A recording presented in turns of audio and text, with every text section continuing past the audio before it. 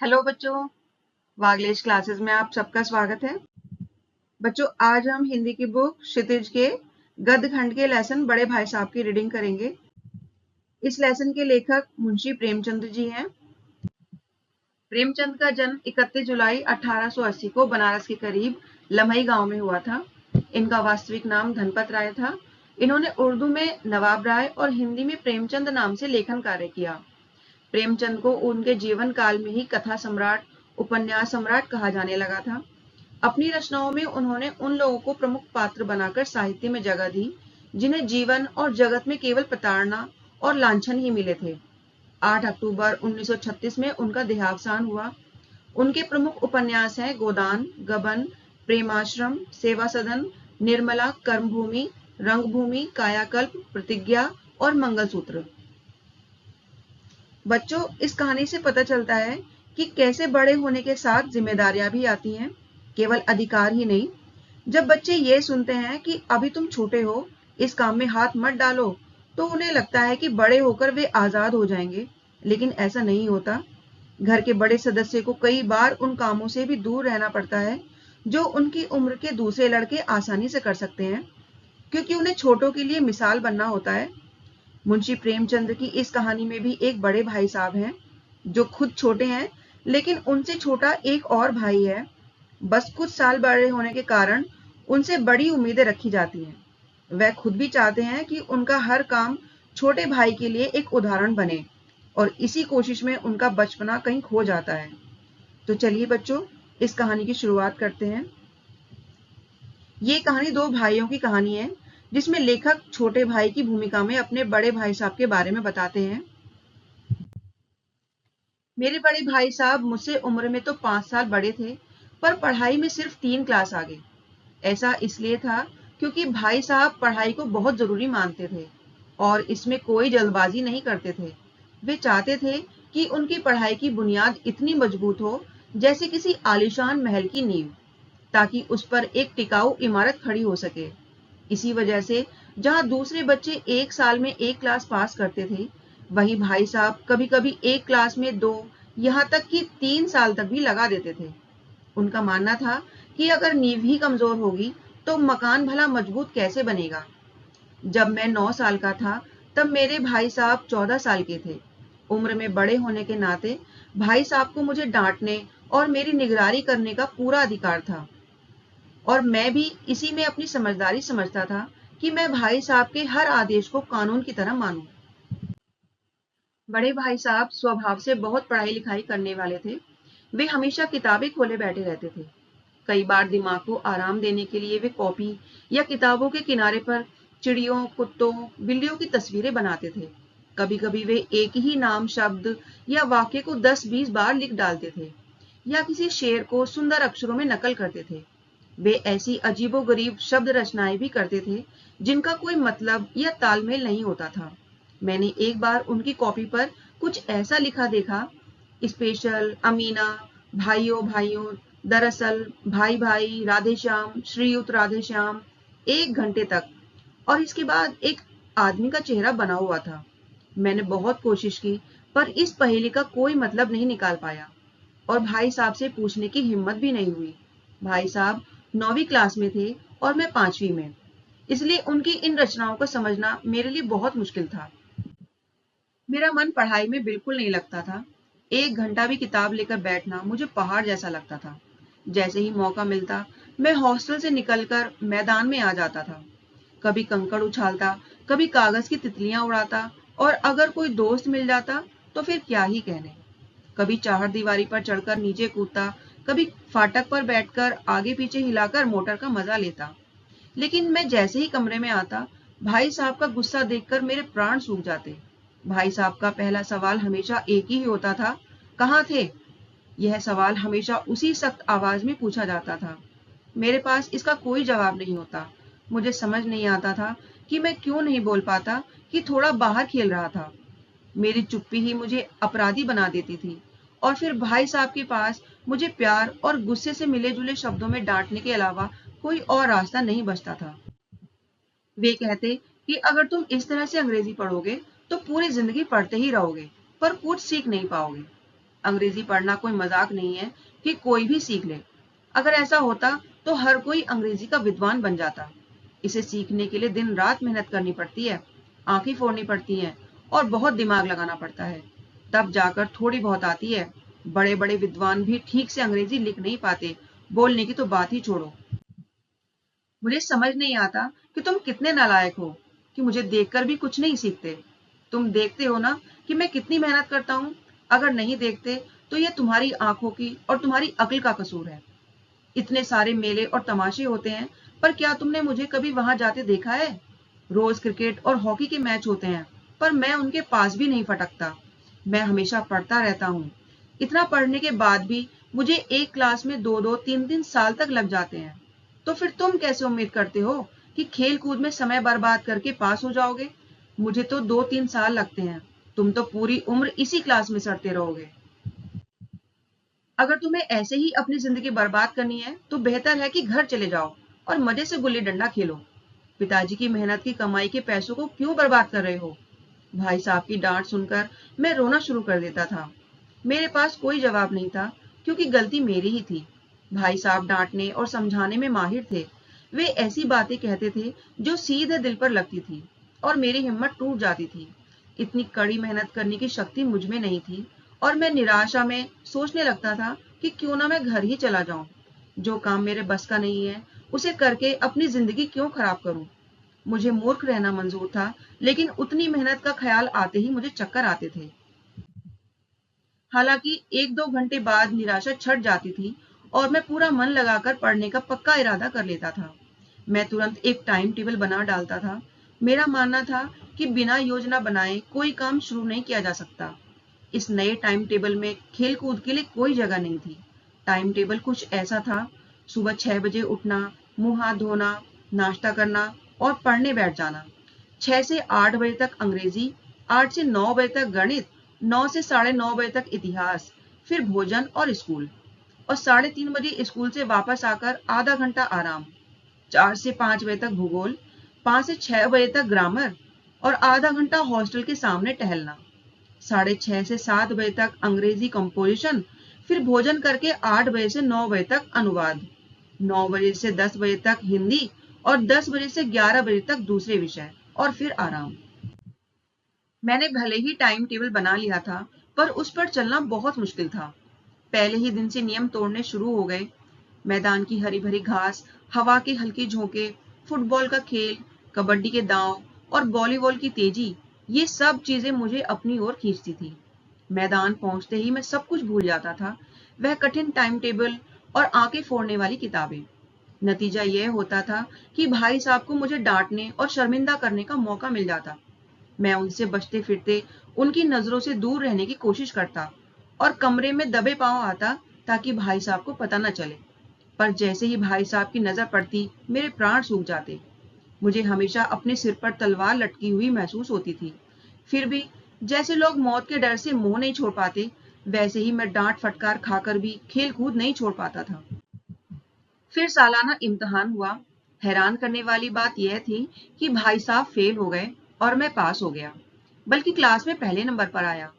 अब मेरे और भाई साहब के बीच सिर्फ 2 साल का अंतर रह गया था। मेरे मन में आया कि भाई साहब से कहें कि आपकी वह सारी मेहनत कहाँ गई? मुझे देखिए, मैं मजे से खेलता भी रहा और क्लास में भी अव्वल आया। पर भाई साहब इतने दुखी और उदास थे कि मुझे उन पर दया आ गई। मुझे लगा कि उनके जख्मों पर नमक छिड़कना ठीक नहीं होगा। हाँ, अब मुझे अपने ऊपर थोड़ा घमंड और आत्मसम्मान महसूस हुआ। भाई साहब का पहले वाला डर अब मुझ पर नहीं रहा। मैं अब आजादी से खेल कूद में हिस्सा लेने लगा। मेरा मन मजबूत था और मैंने सोच लिया था कि अगर भाई साहब ने फिर से डांटा तो साफ कह देंगे, आपने इतनी मेहनत करके क्या कर लिया? मैं तो खेलते कूदते पहले नंबर पर आ गया। भले ही मुझ में मुंह से ऐसा कहने की हिम्मत नहीं थी, पर मेरे हाव भाव से साफ जाहिर होता था कि भाई साहब का डर अब मुझ पर नहीं था। भाई साहब ने यह बात तुरंत भांप ली, क्योंकि उनकी समझ बहुत तेज थी। एक दिन सुबह का सारा समय गुल्ली डंडा खेलने में बिताकर मैं ठीक खाने के समय लौटा। भाई साहब ने मानो तलवार खींच ली और गुस्से से मुझ पर टूट पड़े। उन्होंने कहा, मैं देखता हूं, इस साल पास हो गए और क्लास में पहले नंबर पर आ गए, तो तुम्हें घमंड हो गया। पर भाईजान, घमंड तो बड़ों बड़ों का नहीं रहा। तुम्हारी क्या औकात है? तुमने इतिहास में रावण का हाल तो पढ़ा ही होगा। उसके जीवन से तुमने क्या सीखा? या बस यूं ही पढ़ लिया? सिर्फ परीक्षा पास कर लेना कोई बड़ी बात नहीं है। असली चीज तो बुद्धि का विकास है। भाई साहब मुझे समझाते हुए कहते हैं कि सिर्फ किताबी ज्ञान से कुछ नहीं होता। जरूरी है बुद्धि का सही विकास, और जो कुछ भी पढ़ो उसका मतलब समझो। वे रावण का उदाहरण देते हैं। रावण पूरी धरती का मालिक था, जिसे चक्रवर्ती राजा कहते हैं। आजकल अंग्रेजों का राज बहुत फैला हुआ है, पर उन्हें चक्रवर्ती नहीं कह सकते, क्योंकि कई देश उनकी बात नहीं मानते। रावण इतना ताकतवर था कि बड़े बड़े देवता भी उसके गुलाम थे, यहाँ तक कि आग और पानी के देवता भी। लेकिन उसका अंत क्या हुआ? उसके घमंड ने उसे पूरी तरह से खत्म कर दिया। कोई उसे पानी देने वाला भी नहीं बचा। भाई साहब जोर देकर कहते हैं कि आदमी भले कोई और गलती करे, पर घमंड ना करे और इतराए नहीं, क्योंकि घमंड करने से आदमी दुनिया और धर्म दोनों से हाथ धो बैठता है। वे शैतान का भी उदाहरण देते हैं, जिसे घमंड हो गया था कि उससे बड़ा भक्त कोई नहीं है। नतीजा ये हुआ कि उसे स्वर्ग से नरक में फेंक दिया गया। शाही रूम ने भी अहंकार किया और भीख मांग मांग कर मर गया। भाई साहब कहते हैं कि तुमने तो अभी बस एक ही क्लास पास की है, और अभी से तुम्हारा सिर फिर गया है, यानी घमंड आ गया है, तो आगे कैसे पढ़ोगे? वे चेतावनी देते हैं कि तुम अपनी मेहनत से पास नहीं हुए हो, बल्कि तुम्हें अंधे के हाथ बटेर लग गई है, यानी किस्मत से सफलता मिल गई है। पर ऐसी किस्मत एक ही बार मिलती है, बार बार नहीं। गुल्ली डंडे में भी कभी कभी अंधी चोट लग जाती है, पर इससे कोई अच्छा खिलाड़ी नहीं बन जाता। सफल खिलाड़ी वही है जिसका कोई निशाना खाली ना जाए। भाई साहब कहते हैं, मेरे फेल होने पर मत जाओ। जब तुम मेरी क्लास में आओगे तो तुम्हें पता चलेगा कि पढ़ाई कितनी मुश्किल होती है। तुम्हें एल्जेब्रा और ज्योमेट्री के लोहे के चने चबाने पड़ेंगे, और इंग्लैंड का इतिहास पढ़ना पड़ेगा। बादशाहों के नाम याद रखना आसान नहीं है। 8 हेनरी हुए हैं। ये याद रखना मुश्किल है कि कौन सा काम किस हेनरी के समय में हुआ। अगर हेनरी 7वें की जगह हेनरी 8वां लिख दिया तो सारे नंबर कट जाएंगे, कुछ भी नहीं मिलेगा, शून्य भी नहीं। फिर वे कहते हैं कि किस सोच में डूबे हो?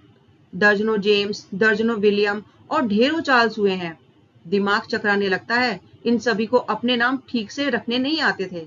एक ही नाम के पीछे दूसरा, तीसरा, चौथा और पांचवा लगाते चले गए। भाई साहब कहते हैं कि अगर मुझसे पूछते तो मैं 10 लाख नाम बता देता। बड़े भाई साहब आगे ज्योमेट्री के बारे में कहते हैं, ज्योमेट्री तो बस भगवान ही बचाए। अ ब ज की जगह गलती से ज ब लिख दिया तो सारे नंबर कट गए। कोई इन निर्दयी कॉपी जांचने वालों से नहीं पूछता कि आखिर अ ब ज और अ ज ब में क्या फर्क है। ये बेमतलब की बातों के लिए छात्रों को क्यों परेशान करते हैं? दाल भात रोटी खाई या भात दाल रोटी खाई, इसमें क्या रखा है? पर इन परीक्षकों को कोई परवाह नहीं। वे तो बस वही देखते हैं जो किताब में लिखा है। वे चाहते हैं कि बच्चे हर अक्षर को रट लें, और इसी रटने को उन्होंने शिक्षा का नाम दे रखा है। आखिर ऐसी बेसिर पैर की बातें पढ़ने से क्या फायदा? वे एक और उदाहरण देते हैं। अगर किसी रेखा पर लंब गिरा दो तो आधार लंब से दुगना होगा। पूछो, इससे क्या फायदा? दुगना हो या चौगुना या आधे ही रहे, मुझे क्या फर्क पड़ता है? लेकिन परीक्षा में पास होना है तो ये सब बेकार की बातें याद करनी ही पड़ेंगी। भाई साहब निबंध लेखन पर भी अपना गुस्सा निकालते हैं। कह दिया, समय की पाबंदी पर एक निबंध लिखो जो 4 पन्नों से कम ना हो। अब आप कॉपी सामने खोलें, कलम हाथ में लिए, उसके नाम पर रोते रहिए। कौन नहीं जानता कि समय की पाबंदी एक बहुत अच्छी बात है। इससे आदमी के जीवन में अनुशासन आता है, लोग उसे पसंद करते हैं और उसके काम में तरक्की होती है। लेकिन इस छोटी सी बात पर 4 पन्ने कैसे लिखें? जो बात एक वाक्य में कही जा सकती है, उसे 4 पन्नों में लिखने की क्या जरूरत है? मैं तो इसे बेवकूफी कहता हूँ। यह समय की बचत नहीं, बल्कि उसका दुरुपयोग है कि बेकार में किसी बात को खींचा जाए। हम चाहते हैं कि आदमी को जो कुछ कहना हो झट से कह दे और अपना काम करे, पर नहीं, आपको 4 पन्ने भरने पड़ेंगे, चाहे जैसे भी लिखिए, और वो भी पूरे बड़े आकार के पन्ने। यह छात्रों पर अत्याचार नहीं तो और क्या है? वे आगे और व्यंग करते हैं। अनर्थ तो यह है कि कहा जाता है कि संक्षेप में लिखो। समय की पाबंदी पर संक्षेप में एक निबंध लिखो जो 4 पन्नों से कम ना हो। ठीक है, संक्षेप में तो 4 पन्ने हुए, नहीं तो शायद 100-200 पन्ने लिखवाते। ये तो ऐसा हुआ कि तेज भी दौड़िए और धीरे धीरे भी। यह उल्टी बात है या नहीं? एक छोटा बच्चा भी इतनी बात समझ सकता है, लेकिन इन अध्यापकों को इतनी भी समझ नहीं है। ऊपर से दावा करते हैं कि हम अध्यापक हैं। अंत में भाई साहब मुझे चेतावनी देते हुए कहते हैं कि जब तुम मेरी क्लास में आओगे मेरे लाल, तो ये सारे मुश्किल काम करने पड़ेंगे। तब तुम्हें असली आटे दाल का भाव मालूम होगा। इस क्लास में अव्वल आ गए हो तो घमंड हो गया है। इसलिए मेरा कहना मानो, मैं भले ही फेल हो गया हूं, लेकिन तुमसे बड़ा हूं और मुझे दुनिया का तुमसे कहीं ज्यादा अनुभव है। जो कुछ कहता हूं उसे गांठ बांध लो, नहीं तो पछताओगे। स्कूल का समय पास आ रहा था और मैं सोच ही रहा था कि भगवान जाने भाई साहब के उपदेशों की यह लड़ी कब खत्म होगी। उस दिन मुझे खाना बेस्वाद लग रहा था। मैं सोच रहा था कि जब पास होने पर इतनी डांट पड़ रही है, तो फेल होने पर तो शायद जान ही ले ली जाती। भाई साहब ने अपनी क्लास की पढ़ाई का जो डरावना किस्सा सुनाया था, उससे मैं बहुत डर गया था। हैरानी की बात यह थी कि मैं स्कूल छोड़कर घर नहीं भागा, लेकिन इतनी डांट फटकार के बाद भी किताबों में मेरी रुचि वैसी की वैसी ही बनी रही। मैं खेल कूद का कोई मौका नहीं छोड़ता था। पढ़ता भी था, पर बहुत कम, बस उतना कि रोज का काम पूरा हो जाए और क्लास में बेइज्जत ना होना पड़े। अपने ऊपर जो भरोसा जागा था वह फिर से खत्म हो गया और मैं फिर से चोरों की जैसी जिंदगी जीने लगा, यानी छिप छिप कर खेलने लगा। फिर से सालाना इम्तिहान हुए और कुछ ऐसा हुआ कि मैं फिर से पास हो गया और भाई साहब फिर से फेल हो गए। मैंने ज्यादा मेहनत नहीं की थी, पर पता नहीं कैसे क्लास में पहले नंबर पर आ गया। मुझे खुद इस बात पर हैरानी हुई। भाई साहब ने जी तोड़ मेहनत की थी। उन्होंने कोर्स का एक एक शब्द रट लिया था। रात 10 बजे तक पढ़ते थे, फिर सुबह 4 बजे से स्कूल जाने से पहले 9:30 बजे तक पढ़ते रहते थे। उनका चेहरा पीला पड़ गया था, पर बेचारे फेल हो गए। मुझको उन पर दया आ गई। जब नतीजा सुनाया गया तो भाई साहब रो पड़े और मैं भी रोने लगा। अपने पास होने की खुशी आधी हो गई। मैं सोच रहा था कि अगर मैं भी फेल हो गया होता तो भाई साहब को इतना दुख ना होता, पर किस्मत को भला कौन टाल सकता है। अब मेरे और भाई साहब के बीच केवल एक क्लास का अंतर रह गया था। मेरे मन में एक बुरा ख्याल आया कि काश भाई साहब एक साल और फेल हो जाएं, तो वो मेरे बराबर आ जाएंगे और फिर भाई साहब मुझे किस बात पर डांटेंगे। लेकिन मैंने इस विचार को अपने मन से निकाल दिया। आखिर भाई साहब मुझे मेरे भले के लिए ही तो डांटते थे। उस समय भले ही उनकी बातें बुरी लगती थी, पर शायद यह उनके उपदेशों का ही असर था कि मैं जल्दी जल्दी पास हो गया, और वो भी इतने अच्छे नंबरों से। इस बार जब मैं पास हो गया और भाई साहब फिर से फेल, तो भाई साहब काफी शांत हो गए। कई बार डांटने का मौका मिलने पर भी उन्होंने धैर्य रखा। शायद वे अब खुद भी समझने लगे थे कि उन्हें मुझे डांटने का पहले जैसा अधिकार नहीं रहा, या बहुत कम हो गया है।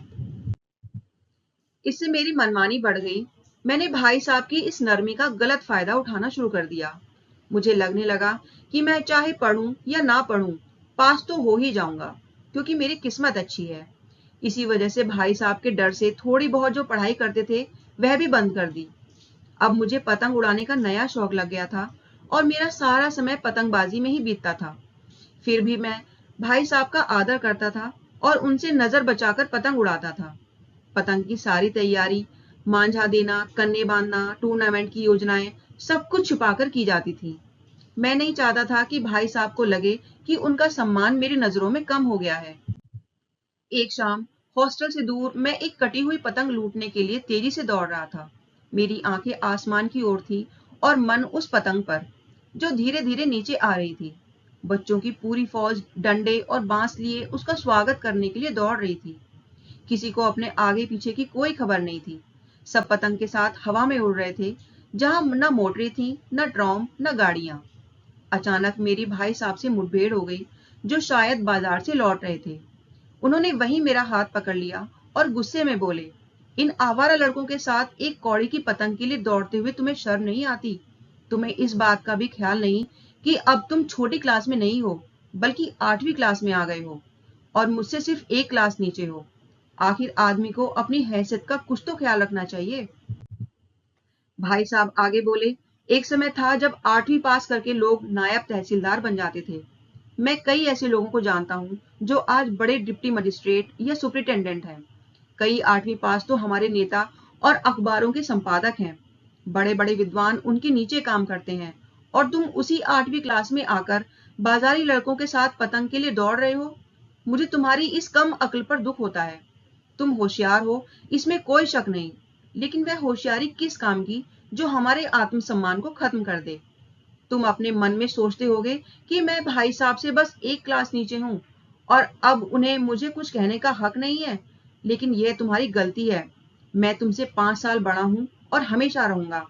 मुझे दुनिया और जिंदगी का जो अनुभव है उसकी बराबरी तुम नहीं कर सकते, चाहे तुम MA, DPhil और DLit ही क्यों ना बन जाओ। समझ किताबें पढ़ने से नहीं आती, दुनिया देखने से आती है।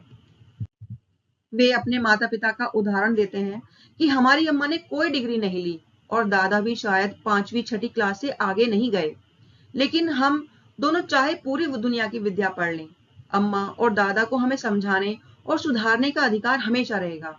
सिर्फ इसलिए नहीं कि वे हमारे माता पिता हैं, बल्कि इसलिए कि उन्हें दुनिया का हमसे ज्यादा अनुभव है और रहेगा।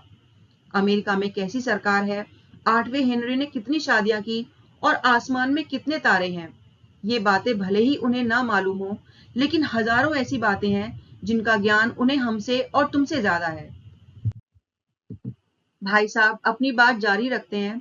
भगवान न करे अगर मैं आज बीमार हो जाऊं तो तुम्हारे हाथ पांव फूल जाएंगे। दादा को तार भेजने के अलावा तुम्हें कुछ नहीं सूझेगा, लेकिन तुम्हारी जगह दादा होते तो ना किसी को तार भेजते, ना घबराते और ना परेशान होते। वे पहले खुद बीमारी पहचान कर इलाज करते और अगर सफल ना होते तो किसी डॉक्टर को बुलाते। बीमारी तो खैर बड़ी चीज है, हम तुम तो इतना भी नहीं जानते कि महीने भर का खर्च कैसे चलाएं। दादा जो पैसे भेजते हैं उसे हम 20-22 तारीख तक खर्च कर डालते हैं और फिर पैसों के लिए मोहताज हो जाते हैं। नाश्ता बंद हो जाता है, धोबी और नाई से मुंह छुपाने लगते हैं। लेकिन जितना आज हम तुम खर्च कर रहे हैं उसके आधे में दादा ने अपनी जिंदगी का बड़ा हिस्सा इज्जत के साथ बिताया है और पूरे 9 लोगों के परिवार का पालन किया है। वे हेडमास्टर साहब का उदाहरण देते हैं। अपने हेडमास्टर साहब को ही देखो, वे MA हैं और वो भी यहाँ के नहीं, ऑक्सफोर्ड के। 1000 रुपए कमाते हैं, लेकिन उनके घर का इंतजाम कौन करता है? उनकी बूढ़ी माँ। हेडमास्टर साहब की डिग्री यहाँ बेकार हो गई। पहले वे खुद घर का इंतजाम करते थे तो खर्च पूरा नहीं पड़ता था और कर्जदार रहते थे। जब से उनकी माताजी ने घर का प्रबंध संभाला है, जैसे घर में लक्ष्मी आ गई है। भाई साहब अपनी बात खत्म करते हुए कहते हैं, तो भाईजान यह घमंड अपने दिल से निकाल दो कि तुम मेरे करीब आ गए हो और अब आजाद हो। मेरे रहते तुम गलत रास्ते पर नहीं चल पाओगे। अगर तुम यूं ही नहीं मानोगे तो हाथ उठाकर थप्पड़ मारने का इशारा करके बोले कि मैं इसका भी इस्तेमाल कर सकता हूँ। मैं जानता हूँ कि तुम्हें मेरी बातें जहर जैसी लग रही हैं। भाई साहब की इस नई तरीके की डांट से मैं नतमस्तक हो गया। मुझे आज सचमुच अपना छोटे होने का एहसास हुआ और भाई साहब के लिए मेरे मन में श्रद्धा पैदा हुई। मैंने नम आंखों से कहा, बिल्कुल नहीं, आप जो कुछ कह रहे हैं वह एकदम सच है और आपको वह कहने का पूरा अधिकार है। यह सुनकर भाई साहब ने मुझे गले लगा लिया और बोले, मैं तुम्हें पतंग उड़ाने से मना नहीं करता, मेरा भी मन ललचाता है, लेकिन क्या करूं? अगर मैं खुद गलत रास्ते पर चलूंगा तो तुम्हारी रक्षा कैसे करूंगा? यह कर्तव्य भी तो मेरे ऊपर है। संयोग से उसी समय एक कटी हुई पतंग उनके ऊपर से गुजरी। उसकी डोर लटक रही थी। लड़कों का एक झुंड उसके पीछे भागा चला जा रहा था। भाई साहब लंबे तो थे ही, उन्होंने उछलकर उसकी डोर पकड़ ली और तेजी से हॉस्टल की तरफ दौड़े। मैं भी उनके पीछे पीछे दौड़ रहा था। तो बच्चों, आपने देखा कि यह कहानी बड़े भाई साहब हमें सिखाती है कि जीवन में सिर्फ किताबी ज्ञान ही सब कुछ नहीं होता, बल्कि अनुभव और समझदारी का भी अपना एक महत्व होता है। कहानी घमंड ना करो की सीख देती है और बताती है कि सच्ची शिक्षा केवल रटने में नहीं, बल्कि उसे समझने और अपने जीवन में उतारने से मिलती है। यह कहानी हमें बड़ों के प्रति सम्मान और उनके अनुभवों को महत्व देने की प्रेरणा देती है, क्योंकि उनकी डांट फटकार भी हमारे भले के लिए ही होती है। तो बच्चों, मैं आशा करती हूँ कि आपको ये कहानी समझ में आई होगी। अगर आपको ये वीडियो अच्छी लगी है तो वीडियो को लाइक करें, शेयर करें और चैनल को सब्सक्राइब जरूर करें, जिससे आने वाली वीडियोस आप तक पहुंच सकें। Thank you.